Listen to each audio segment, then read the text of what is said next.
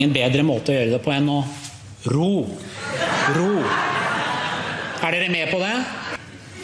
Og jeg har klubba, som faktisk er fra nøttetre til George Washingtons eiendom.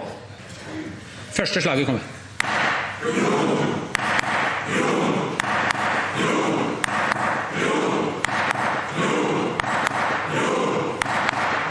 Heia Norge!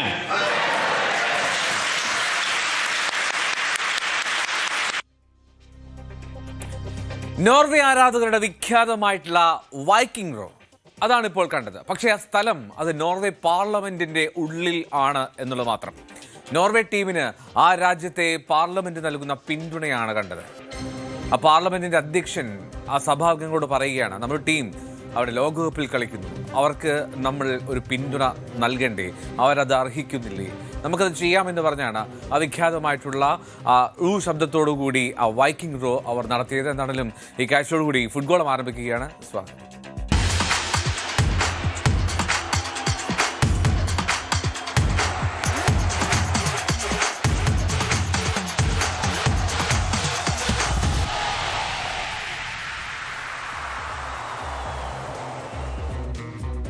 Brazil നാളെ ഇറങ്ങുകയാണ് രണ്ടാം മത്സരത്തിനായി. വിജയം തേടുകയാണ് കാനറികൾ. ആദ്യ മത്സരത്തിൽ മൊറോക്കോ പിടിച്ചുകെട്ടിയതിന്റെ ക്ഷീണം തീർക്കണം. ആഫ്രിക്കൻ ടീം ഹെയ്ത്തിയാണ് എതിരാളികൾ. 6 മണിക്ക് മത്സരം ആരംഭിക്കും. ഹെയ്ത്തിക്കെതിരെ നല്ല മാർജിൻ സ്വന്തമാക്കാമെന്നുള്ള പ്രതീക്ഷയുണ്ട് ആഞ്ചലോട്ടിക്കും സംഘത്തിനും. എന്തായാലും പരിക്ക് പൂർണ്ണമായും ഭേദമാകാത്തതിനാൽ നെയ്മർ നാളെയും കളിക്കില്ല എന്നാണ് നൽകുന്ന വിവരം. 5 തവണ ലോക കിരീടം നേടിയ ബ്രസീലിന് ആദ്യ മത്സരത്തിലെ പ്രകടനം മറന്നേ മതിയാകൂ. 3 പോയിന്റും സ്വന്തമാക്കി നില ഭദ്രമാക്കിയില്ല എങ്കിൽ കാനറികൾക്ക് 6ാം കിരീടം സ്വപ്നമായി അവശേഷിക്കും. ഗ്രൂപ്പിൽ 3ാം സ്ഥാനത്താണ് ബ്രസീൽ ഇപ്പോൾ. ഫിഫ റാങ്കിങ്ങിൽ ബ്രസീൽ 6ാമതും ഹെയ്ത്തി 83ാമതുമാണ്. റാങ്കിങ്ങിലെ ആ അന്തരം കളിക്കളത്തിലും പ്രതിഫലിക്കാം. ആദ്യ മത്സരത്തിലെ പോരായ്മകൾ ഹെയ്ത്തിക്കെതിരായ ഒരു വൻ ജയത്തോടെ ഇല്ലാതാക്കാം ബ്രസീലിന്. നെയ്മർ വീണ്ടും പരിശീലനത്തിന് ഇറങ്ങിയെങ്കിലും ഹെയ്ത്തിക്കെതിരെ കളിക്കില്ലെന്ന് ഉറപ്പാണ്. പൂർണ്ണമായും കായികക്ഷമത വീണ്ടെടുക്കാതെ പരീക്ഷണം വേണ്ട എന്നുള്ള നിലപാടിലാണ് കോച്ച് ആഞ്ചലോട്ടി. ഫിലഡൽഫിയയിലെ പരിശീലനത്തിനെത്തിയ ബ്രസീലിയൻ ടീമംഗങ്ങളെ കാണാൻ ആരാധകർ തടിച്ചുകൂടി. ശക്തമായ ബ്രസീൽ തിരിച്ചെത്തുമെന്ന പ്രതീക്ഷയിലാണ് അവർ.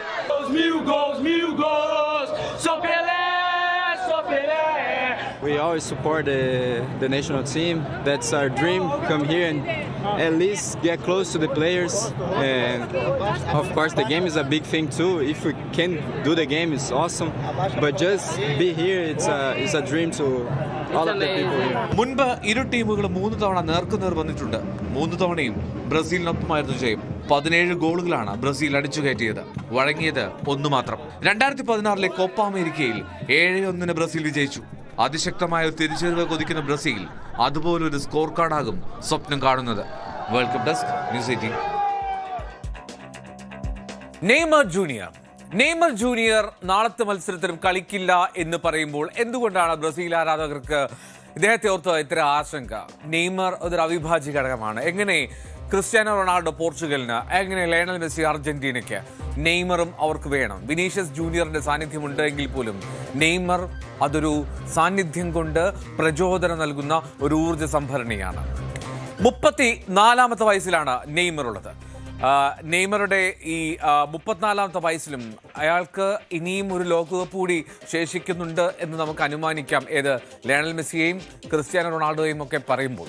പക്ഷേ അതുണ്ടാകുമോ എന്നുള്ളത് വ്യക്തമല്ല. കാത്തിരുന്നതിന് കാണണം. എന്താണെങ്കിലും ഈ 34ാം വയസ്സിൽ നെയ്മർ എന്ന അറ്റാക്കിംഗ് മിഡ്ഫീൽഡർ ഇപ്പോൾ ഇതാ ബ്രസീലിന് വേണ്ടി കളിക്കാൻ തയ്യാറെടുക്കുന്നു. പൂർണ്ണമായിട്ടും അയാൾ ഫിറ്റായിട്ടില്ല എങ്കിൽ പോലും അയാൾ ആ ഫിറ്റ്നസ് വീണ്ടെടുത്ത ഉടൻ തന്നെ കളിക്കളത്തിലേക്ക് എത്തുമെന്ന് പ്രതീക്ഷിക്കാം.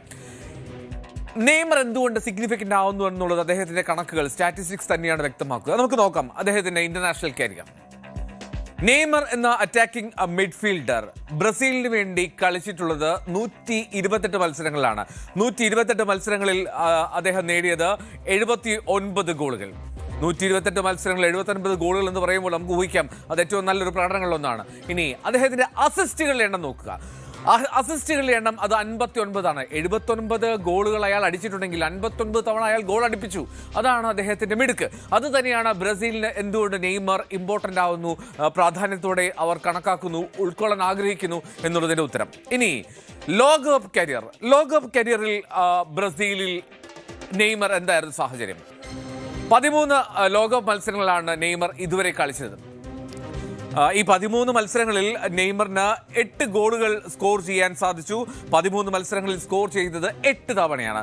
അതിൽ നെയ്മറുടെ അസിസ്റ്റുകൾ നേരത്തെ നമ്മൾ പറഞ്ഞു, ഈ രാജ്യാന്തര മത്സരങ്ങളിൽ അസിസ്റ്റുകൾ അദ്ദേഹത്തിന് വളരെ മികച്ച രീതിയിലുണ്ട്. അപ്പോൾ ലോകകപ്പിൽ എത്രയാണ് അസിസ്റ്റ്? ലോകകപ്പിൽ നെയ്മറുടെ അസിസ്റ്റ് അത് 4 അസിസ്റ്റുകളാണ് നെയ്മർ ഇതുവരെ ലോകകപ്പിൽ നേടിയത്. എന്നാണെങ്കിലും ഈ നെയ്മറിനെ സംബന്ധിച്ചുള്ള പ്രധാനപ്പെട്ട ഒരു കാര്യം, ഈ ഇദ്ദേഹത്തിന് ലോകകപ്പുകൾ എപ്പോഴും പരുക്കിൻ്റെതാണ്. ഒരുപാട് പരിക്കുകൾ നേരിട്ടാണ് ലോകകപ്പുകളിൽ പലപ്പോഴും നെയ്മർ കളിക്കളത്തിലേക്ക് എത്താറുള്ളത്.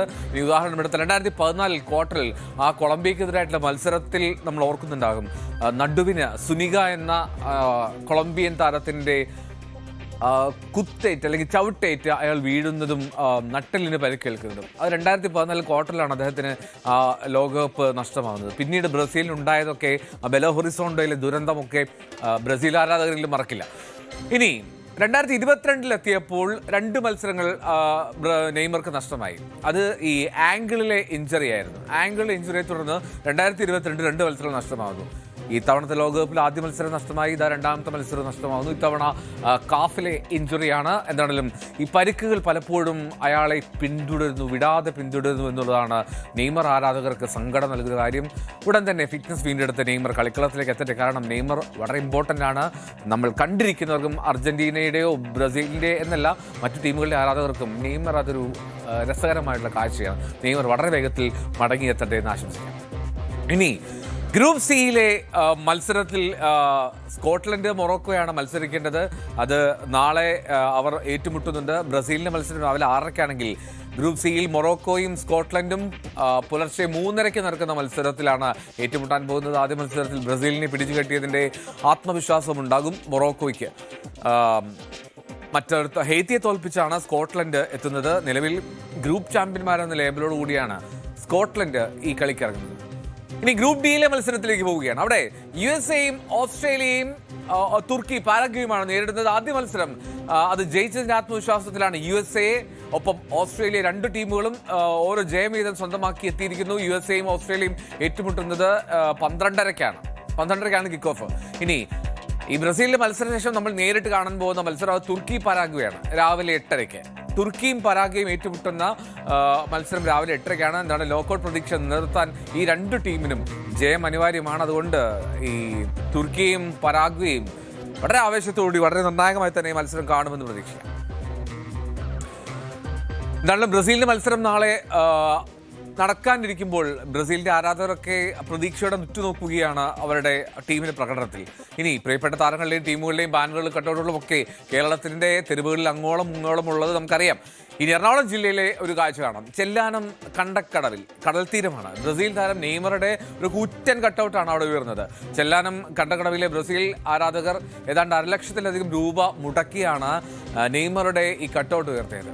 കാനറികൾ ഇക്കുറി മികച്ച പ്രകടനം കാഴ്ചവെക്കുമെന്നാണ് അവർ പറയുന്നത്. പ്രതീക്ഷിക്കും.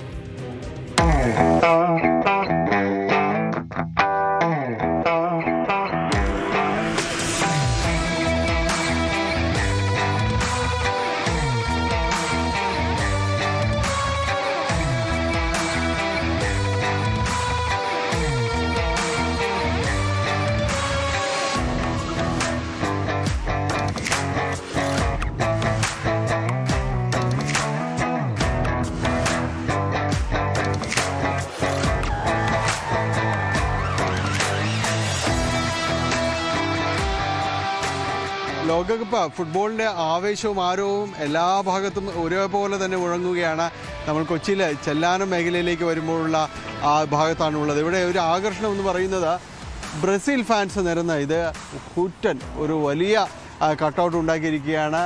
അവരുടെ പ്രതീക്ഷ മുഴുവനും ആവാഹിക്കുന്ന നെയ്മറുടെ കട്ടൗട്ട് അത് ഈ ഭാഗത്ത് ഈ ചെല്ലാനത്തിൻ്റെ ഈ കടൽ അതിനോട് ചേർന്ന് കടൽ ഭിത്തിയോട് ഇപ്പുറത്തേക്ക് ചേർന്ന് ഉള്ള ആ ഒരു പ്രദേശത്ത് ഇങ്ങനെ നിവർന്ന് നിൽക്കുന്നുണ്ട്. എല്ലാവരെയും ഒരു പ്രതീക്ഷകളുടെ മുഴുവൻ കേവ് ഭാരവും താങ്ങുന്ന ഒരു പക്ഷേ നെയ്മറിൽ തന്നെയായിരിക്കാം. ആ പ്രതീക്ഷ ചിറകേറ്റിക്കൊണ്ട് തന്നെയാണ് ഇവിടെ ഈ ബ്രസീൽ ഫാൻസ് ഇങ്ങനെ അണിനിരന്നിരിക്കുന്നത്. ജിനു എന്താണ് ഇത്രയും വലിയൊരു കട്ടൗട്ടിൻ്റെയൊക്കെ? എല്ലാവരും വേൾഡ് കപ്പിൻ്റെ ഒരു ആവേശത്തിലാണ്. ഞങ്ങളും അതേ ഒരു ആവേശത്തിൽ തന്നെയാണ്. ഞങ്ങളെല്ലാവരും സപ്പോർട്ട് ചെയ്യുന്നൊരു ടീം വർഷങ്ങളായിട്ട് ബ്രസീൽ തന്നെയാണ്.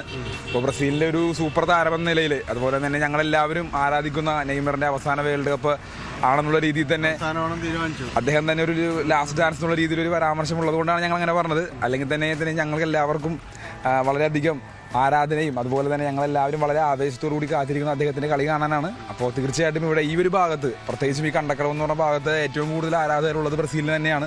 അപ്പോൾ ചെറുപ്പം മുതലേ ഞങ്ങളെല്ലാവരും ബ്രസീലിൻ്റെ കളി കണ്ട് വളർന്നവരാണ്. അപ്പോൾ ആ ഒരു ആവേശം ഈ ഒരു കട്ടൗട്ടിലേക്ക് വന്നിരിക്കുകയാണ്. ഇത് ഏകദേശം കൊച്ചിയിലെ തന്നെ ഏറ്റവും വലിയൊരു കട്ടൗട്ടാണിത്.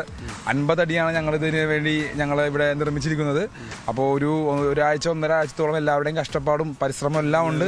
വളരെയധികം ആവേശത്തിലാണ് ഞങ്ങൾ എല്ലാവരും. എങ്ങനെ എത്ര രൂപ ചിലവായി, അല്ല കണക്കെടുത്തോ? ഏകദേശം ഒരു 75,000 രൂപ അടുത്തായിട്ടുണ്ട് ചിലവായിട്ട്. എങ്ങനെയായിരുന്നു, എവിടെയിട്ടാണ് ഇത്? നമ്മൾ കണ്ടക്കളവ് പള്ളിയുടെ അവിടെയിട്ടാണ് നമ്മൾ സെറ്റ് ചെയ്ത് ഒരാഴ്ച എല്ലാവരും ഒരുമിച്ച് നിന്നാണ് ചെയ്തത്. ഇതിലിപ്പോ നിങ്ങളെല്ലാവരും ഇതിനോടുകൂടി സഹകരിച്ചു? അതെ, ഒരുപാട് പിള്ളേരുണ്ട്. ഞങ്ങൾ ഇപ്പം ഇന്നലെ പുലർച്ചെ 4 മണിയായപ്പോഴത്തേക്കാണ് ഏകദേശം കംപ്ലീറ്റ് ആയത്. അപ്പോൾ ഒരുപാട് എല്ലാവരും ഉറക്കത്തിലാണ്, ആരും എത്തിയിട്ടില്ല. അപ്പോൾ ഉടനെ എത്തിയ ആൾക്കാരുടെ ഞങ്ങളൊന്ന് വന്നാണ് ഓടിയെത്തിയതാണ്. എങ്ങനെ ബ്രസീലിന്റെ ഒരു സാധ്യതകളൊക്കെ എങ്ങനെയാണ്? 100% ബ്രസീൽ കപ്പടിക്കും. പിന്നെ എന്താ സംശയം? ആദ്യത്തെ കളി ഇത്തിരി താഴെ പോയിട്ട് തോന്നുന്നു. കുഴപ്പമില്ല, സ്റ്റാർട്ടിങ് അല്ലേ, അങ്ങനെ ആയിരിക്കും. ഞങ്ങൾ പുറകിൽ നിന്ന് അങ്ങോട്ട് കയറുള്ളൂ, കൊടുക്കും, അത്ര പ്രയം പൊക്കും. എങ്ങനെയുണ്ട് പിള്ളേരെ, നിങ്ങളെ മത്സരം കാണുന്നുണ്ടോ? കാണുന്നു, എല്ലാം ഓക്കെയാണ്. നെയ്മർ തന്നെയാണോ നിങ്ങളുടെ ഒരു പ്രധാനപ്പെട്ട അല്ലെങ്കിൽ ഇഷ്ടപ്പെട്ട ഒരു താരം എന്ന് പറയുന്നത്? ഇല്ല, ബ്രസീൽ എല്ലാവരും കൊടിയൊക്കെ തൂക്കിയാണല്ലോ. സമയം കിട്ടാറുണ്ടോ? അതായത് ഉറക്ക സമയത്താണല്ലോ കൂടുതൽ കളിയൊക്കെ? ഉറക്ക സമയത്താണ് കളിയൊക്കെ വന്നത്. അപ്പൊ നമ്മ കാണണമല്ല, ബ്രസീൽ ഫാൻസ് അല്ലേ എല്ലാവരും, എല്ലാ കളിയും കാണാൻ നമ്മൾ ശ്രമിക്കും. അത്രേ ഉള്ളൂ. ഇത്തവണ കപ്പടിക്കും എന്ന് തന്നെ കപ്പടിക്കുമെന്നാണ് പറയുന്നത്. എല്ലാവരും കപ്പടിക്കും. ഒരു ആവേശം എന്ന് പറയുന്നത് ഫുട്ബോൾ വരുമ്പോഴേക്ക് അത് എല്ലാ സമയത്തും ഇത് തന്നെയാണ് ഇവിടെ ഉണ്ടായിരുന്നത്. ഇവിടെ നിന്ന് പറയാൻ പറ്റുമെന്ന് പറഞ്ഞിട്ടുണ്ട്. കാരണം കൂടുതൽ ബ്രസീൽ ഫാൻസാണ്. അതിൽ മെസ്സി ഒപ്പിട്ട ഒരു പന്ത് സ്വന്തമായുള്ള ഒരു പ്രദേശമാണത്. അതിലേതായാലും നിങ്ങൾക്ക് അഭിമാനിക്കാം. തീർച്ചയായിട്ടും അത് നമ്മുടെ നാടിന് തന്നെ ഒരു അംഗീകാരം നേടിക്കൊടുത്ത സംഭവമാണ്. അതിൽ നമ്മൾ വേറെ ആരാധനയുടെ ക്ലബിൻ്റെയോ രാജ്യത്തിൻ്റെ വ്യത്യാസമൊന്നുമില്ല. ലോകം കണ്ടൊരു സൂപ്പർ താരത്തിൻ്റെ കയ്യൊപ്പൊതിഞ്ഞൊരു ബോള് ഞങ്ങളുടെ പഞ്ചായത്തിൽ, ഞങ്ങളുടെ നാട്ടിലും കിട്ടിയത് ഞങ്ങൾക്ക് വളരെയധികം അഭിമാനമുണ്ട്. പഞ്ചായത്തിൻ്റെ ഭാഗം കൂടിയാണ്. തീർച്ചയായിട്ടും ഞാനൊരു ജനപ്രതിനിധി നിലയിൽ നമുക്ക് പഞ്ചായത്തിനും അതുപോലെ നമ്മുടെ നാട്ടുകാർക്കും ഏറ്റവും കൂടുതൽ അഭിമാനിക്കാവുന്ന കാര്യമാണ്. തീർച്ചയായിട്ടും ഇത്തവണ നെയ്മറിന്റെ കയ്യൊപ്പോട് കൂടി ഒരു ബോൾ ഞങ്ങൾക്ക് കിട്ടുമെന്നാണ് ഞങ്ങളുടെ ആഗ്രഹം. അതിനുവേണ്ടി ഞങ്ങൾ മാക്സിമം ശ്രമിക്കും. കൊച്ചിയിലെ തന്നെ ഏറ്റവും വലിയ കട്ടൗട്ട് ഞങ്ങൾ അതിനുവേണ്ടി തന്നെയാണ് ഒരുക്കിയിരിക്കുന്നത്. മെസ്സിയുടെ കയ്യൊപ്പ് പതിഞ്ഞൊരു പന്ത് വന്നിട്ടുള്ളൊരു പ്രദേശം എന്നൊരു ഖ്യാതി അത് ചെല്ലാനം പ്രദേശത്തിനുണ്ട്. അതുപോലെ തന്നെ ഈ ബ്രസീലിൻ്റെ നെയ്മറുടെ തന്നെ ഒരു ഒപ്പ് പതിഞ്ഞ ഒരു പന്തും കൂടി എത്താം എന്നൊരു പ്രതീക്ഷ എല്ലാം തന്നെ അവരുണ്ട്. ഏതായാലും ലോകകപ്പാണ്, അതിൻ്റെ ആവേശമാണ്, അതിന് യാതൊരു രീതിയിലുള്ള അതിർവരമ്പുകളുമില്ല. ഈ ഒരു കൊച്ചു കേരളം ഈ ഒരു സമയത്തേക്ക് നമ്മൾ വിവിധ ദേശങ്ങളുടെ പതാകകളും ആരാധകരും എല്ലാമായി മാറുന്ന വല്ലാത്തൊരു കാലം, മായക്കാഴ്ചകളുടെ ഒരു കാലം കൂടിയാകുകയാണ് ലോകകപ്പ് എന്നത്. അതിൻ്റെ വിചിത്രമായ രീതിയിലുള്ള സെലിബ്രേഷൻസും എല്ലാം തന്നെ നമ്മൾ കാണാം. പക്ഷേ ഈ ഒരു പന്താരവത്തിന് പിന്നാലെ ഓടുന്ന ഒരു കളിക്കൂട്ടം എന്ന് പറയുന്നത് അത് ഈ ഒരു കാലത്ത് മാത്രം സാധ്യമാകുന്ന, കാണാവുന്ന ഒരു കാഴ്ചയാണ്. ഇവിടെ ചലാനത്ത് നിന്ന് ക്യാമറമാൻ കെ പി ധനേഷിനൊപ്പം ഡാനി പോൾ, ന്യൂസ് 18. ഇനി ബ്രസീൽ ആരാധകർക്ക് ആ പ്രതീക്ഷ നിലനിർത്തട്ടെ. ഇനി അർജന്റീന ആരാധകരുടെ ചില കാര്യങ്ങൾ കൂടി പറയാതെ വയ്യ. അച്ഛന്റെ ആരോഗ്യനിലയിൽ ആശങ്ക തുടരുന്നതിനിടെയാണ് അർജന്റീനയ്ക്കൊപ്പം ലയണൽ മെസ്സി പരിശീലനത്തിന് ഇറങ്ങിയത്. ആശുപത്രിയിൽ തുടരുന്ന ഹോർഹെ മെസ്സിയുടെ ആരോഗ്യനില തൃപ്തികരമാണെന്ന് കുടുംബം വിശദീകരിക്കുന്നുണ്ട്. അൾജീരിയക്കെതിരെ ഹാട്രിക് നേടിയ ശേഷം ലയണൽ മെസ്സി കരഞ്ഞതോടുകൂടിയാണ് ഈ സംഭവം പുറം ലോകം അറിയുന്നത്.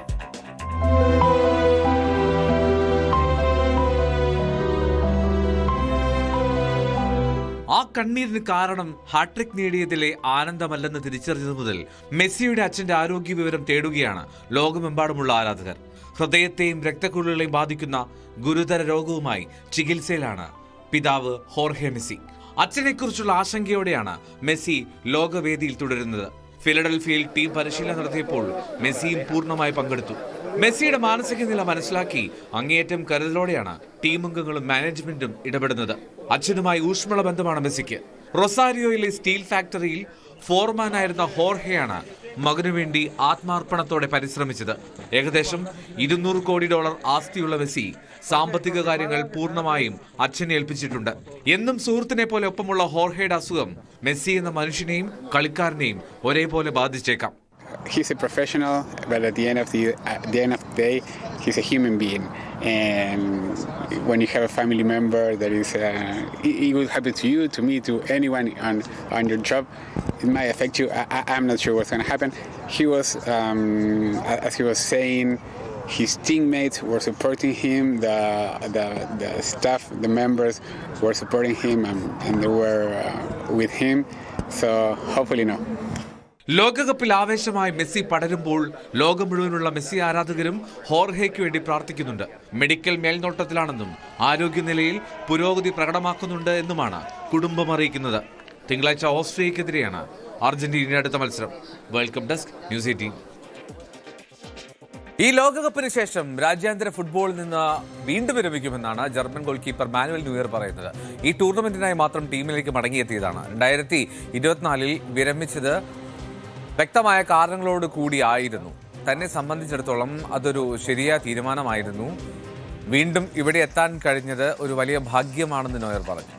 40 വയസ്സുള്ള നോയർ തുടർച്ചയായ 5ാം തവണയാണ് ലോകകപ്പിൽ ജർമ്മനിയുടെ ഗോൾ പോസ്റ്റിന് കീഴെത്തുന്നത്. 2014 ലോകകപ്പ് ജയിച്ച നോയർ 2024 സ്വന്തം നാട്ടിൽ നടന്ന യൂറോ കപ്പിന്റെ ക്വാർട്ടർ ഫൈനലിൽ ജർമ്മനി പുറത്തായതിന് പിന്നാലെയാണ് വിരമിക്കൽ പ്രഖ്യാപനം നടത്തിയത്. 2026 ലോകകപ്പിലെ 1ാം നമ്പർ ഗോൾ കീപ്പറായി ജർമ്മനി നിശ്ചയിച്ചിരുന്ന ഒലിവർ ബൗമാനെ മറികടന്നാണ് നോയർ വീണ്ടും ടീമിലേക്ക് ഇടം പിടിക്കുന്നത്. മറ്റന്നാൾ ഐവറി കോസ്റ്റിനെതിരെ ഗ്രൂപ്പ് മത്സരമുണ്ട്. അപ്പോഴും നെയ്മർ തന്നെയായിരിക്കും ജർമ്മൻ ഗോൾ പോസ്റ്റ്. തിരികെ എത്താൻ വേണ്ടി വിളക്ക് ശേഷം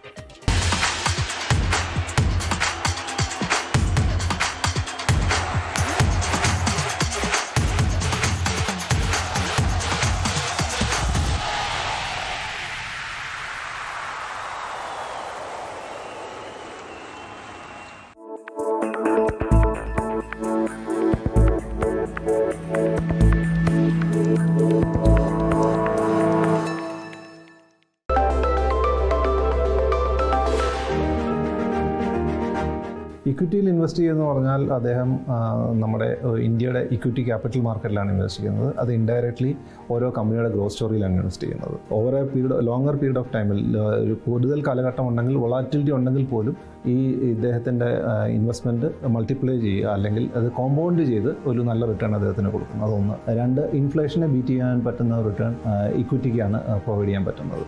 സ്റ്റഡിയും അത് തന്നെയാണ് പ്രൂവ് ചെയ്യുന്നത്.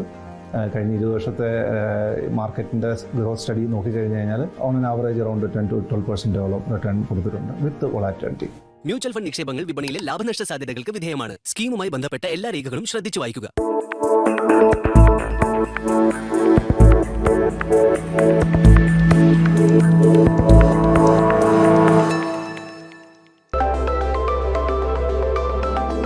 എല്ലായ്പ്പോഴും വിപണിയിൽ ശ്രദ്ധിക്കാതെയും ഒരു വലിയ സമ്മർദ്ദമോ അതുപോലെ തന്നെ നിരീക്ഷണങ്ങളോ ഇല്ലാതെ തന്നെ എങ്ങനെ ആളുകൾക്ക് ഇൻവെസ്റ്റ് ചെയ്യാൻ വേണ്ടിയിട്ട് പറ്റും? ഇൻഡെക്സ് ഫണ്ടുകളും ETF-കളുടെ ഏറ്റവും വലിയ ഇമ്പോർട്ടൻസ് അത് തന്നെയാണ്. ഈ ഫണ്ടുകൾ നിഫ്റ്റി അല്ലെങ്കിൽ സെൻസെക്സ് പോലത്തെ ഒരു ഇൻഡെക്സിനെ മിറർ ചെയ്യുന്നു. നമ്മുടെ സൂചിക ഉയരുകയാണെങ്കിൽ നിങ്ങളുടെ ഫണ്ടും അതേപോലെ തന്നെ ഉയരുന്നു. സ്റ്റോക്ക് സെലക്ട് ചെയ്യേണ്ട കാര്യമില്ല, മാർക്കറ്റ് ടൈം ചെയ്യേണ്ടതില്ല.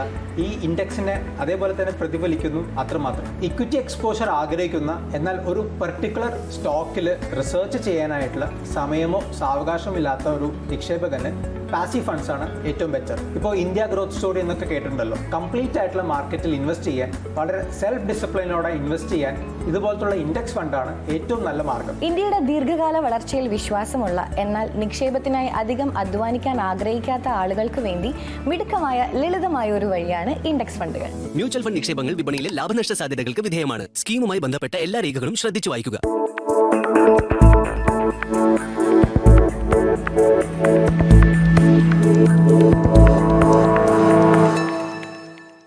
ഇന്ത്യൻ വിദേശകാര്യമന്ത്രി ഡോക്ടർ എസ് ജയശങ്കർ പാക് അധിനിവേശ കാശ്മീരിനെ കുറിച്ച് നടത്തിയ പ്രസ്താവനകൾ രാജ്യാന്തര തലത്തിലും ആഭ്യന്തര രാഷ്ട്രീയത്തിലും വലിയ ചർച്ചകൾക്ക് വഴിവെച്ചിരിക്കുകയാണ്.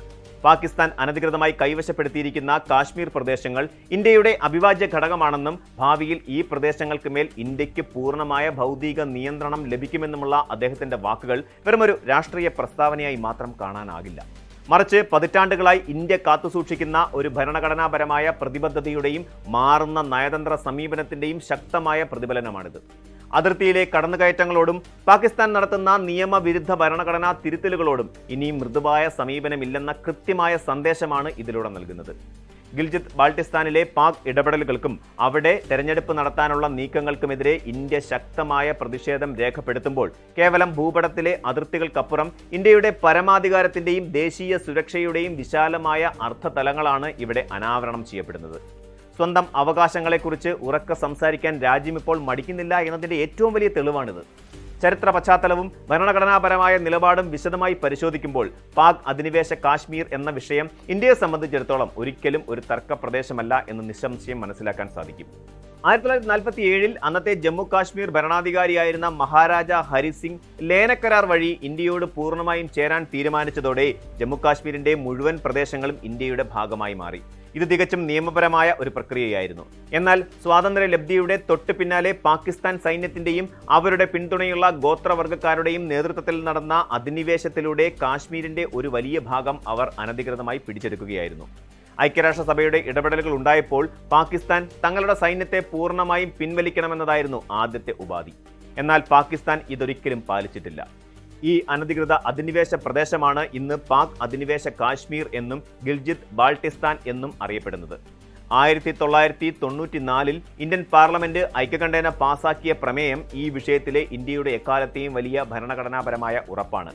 പാക് അധിനിവേശ കാശ്മീർ ഇന്ത്യയുടെ അവിഭാജ്യ ഘടകമാണെന്നും പാകിസ്ഥാൻ ആ പ്രദേശം ഉടനടി ഒഴിഞ്ഞു പോകണമെന്നും വ്യക്തമാക്കുന്നതായിരുന്നു ആ സുപ്രധാന പ്രമേയം.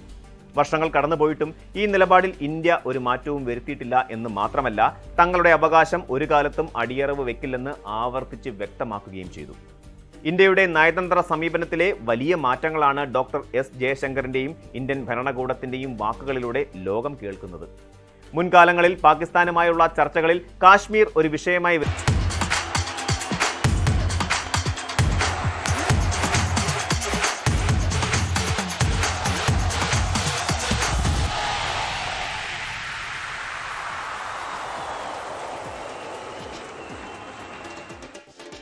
അങ്ങനെ ഈ ലോകകപ്പിൽ നിന്ന് നോക്കൌട്ടിലേക്ക് എത്തുന്ന ആദ്യ ടീം എന്ന ഖ്യാതി അത് മെക്സിക്കോയാണ് സ്വന്തമാക്കിയത്. മെക്സിക്കോ ആ നേട്ടം സ്വന്തമാക്കിയതിന് പിന്നാലെ മെക്സിക്കോ സിറ്റിയിലെ ആരാധകർ രാത്രി വൈകിയും ആ വിജയം ആഘോഷിച്ചു. നൂറുകണക്കിന് ആരാധകരാണ് മെക്സിക്കോ സിറ്റിയിൽ തടിച്ചുകൂടി തങ്ങളുടെ ടീമിന്റെ നോക്കൌട്ട് പ്രവേശനത്തെ ആഘോഷമാക്കിയത്.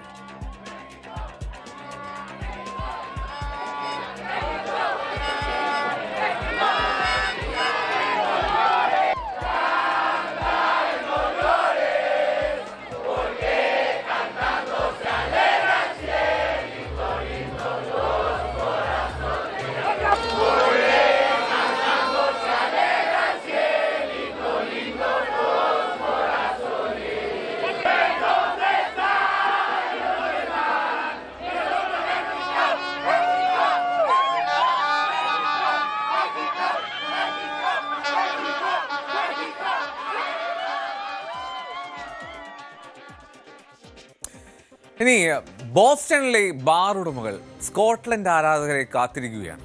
കാരണം മറ്റൊന്നല്ല, സ്കോട്ട്ലൻഡിന്റെ മത്സരം കഴിഞ്ഞാൽ നഗരത്തിലെ ബാറുകളിലെ മുഴുവൻ ബിയറും കുടിച്ചു തീർത്ത ശേഷമായിരുന്നു കഴിഞ്ഞ മത്സരത്തിൽ അവരുടെ മടക്കം. സ്കോട്ട്ലൻഡ് ബോസ്റ്റണിൽ നാളെ വീണ്ടും ഇറങ്ങുന്നുണ്ട് മൊറോക്കോയ്ക്കെതിരെ. അതുകൊണ്ട് തന്നെ ട്രക്കുകളിലാണ് ഇത്തവണ ബാർ ഉടമകൾ ബിയർ ഇറക്കിയിരിക്കുന്നത്.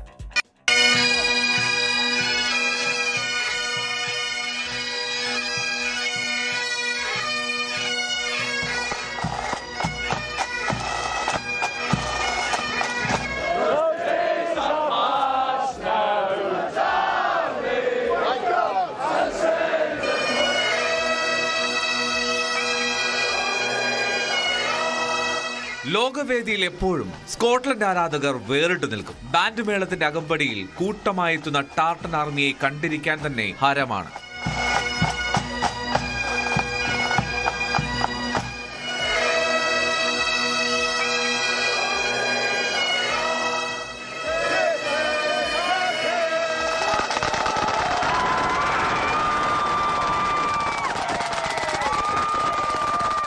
ആരവങ്ങളിൽ മാത്രമല്ല, ബിയറടിയിലും സ്കോട്ടിഷ് ആരാധകർ തന്നെ കേമന്മാർ. അതുകൊണ്ട് അവരെ കാത്തിരിക്കുകയാണ് ബോസ്റ്റണിലെ ബാറുകൾ. ആദ്യ മത്സരത്തിൽ ഹെയ്ത്തിയെ തോൽപ്പിച്ചതിന്റെ സന്തോഷത്തിൽ അവർ എത്തിയപ്പോൾ ബാറുകളിലെ ബിയർ മുഴുവൻ തീർത്തിട്ടാണ് മടങ്ങിയത്. അന്ന് ആവശ്യത്തിന് ബിയർ നൽകാൻ ബാർ ജീവനക്കാർ പാടുപെട്ടു. 30 വർഷമായി ഈ രംഗത്തുണ്ടെങ്കിലും ഇങ്ങനെയൊന്നും കണ്ടിട്ടില്ലെന്ന് ഒരു ബാറിലെ general manager. I've been in this business for over 30 years, and I've never seen anything like this. And to have another round of the Tartan Army this weekend, we'll be more prepared for it, and my team, we couldn't have been more excited. ശനിയാഴ്ച രാവിലെയാണ് സ്കോട്ട്ലൻഡിന്റെ അടുത്ത മത്സരം. Team തോറ്റാലും ജയിച്ചാലും ഇത്തവണ Scottish ആരാധകർ നിരാശപ്പെടില്ല. കാരണം ആവശ്യത്തിന് beer stock ചെയ്ത് വെച്ചിട്ടുണ്ട് ബാറുകളെല്ലാം.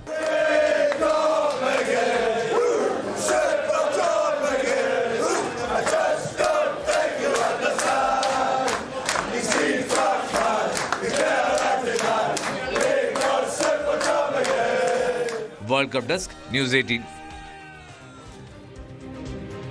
ജർമ്മനിയുടെ മത്സരം ഇനി നടക്കാൻ പോവുകയാണ്. ആദ്യ മത്സരം പ്രവചിച്ച് ശ്രദ്ധ നേടിയ ഒരു താരക് എന്നൊരു ആനയുണ്ട്. ആ ആന വീണ്ടും പ്രവചനമായി എത്തിയിട്ടുണ്ട്. ഐവറി കോസ്റ്റ് ജർമ്മനി മത്സരത്തിൽ ആര് ജയിക്കുമെന്നുള്ളതാണ് ഇത്തവണ താരക് പറയുന്നത്. ജർമ്മനിയിലെ കൊളോൺ മൃഗശാലയിലെ താരക് എന്ന ഏഷ്യൻ ആന വീണ്ടും ജർമ്മനിക്കൊപ്പമാണ്. ജൂൺ 21 ടൊറന്റോയിൽ നടക്കാൻ പോകുന്ന ജർമ്മനി ഐവറി കോസ്റ്റ് മത്സരത്തിലെ വിജയിയാണ് താരക് പ്രവചിച്ചത്. പതിവ് പോലെ രാജ്യങ്ങളുടെ കൊടികൾ പെയിന്റ് അടിച്ച ഫുട്ബോളുകൾ നിരത്തിവെച്ചു. ഒന്ന് നടന്നു മാറിയതിനു ശേഷം നേരെ വന്ന് ജർമ്മൻ പതാക പെയിന്റ് അടിച്ച പന്ത് കാലുകൊണ്ട് ചവിട്ടിപ്പൊട്ടിക്കുകയായിരുന്നു.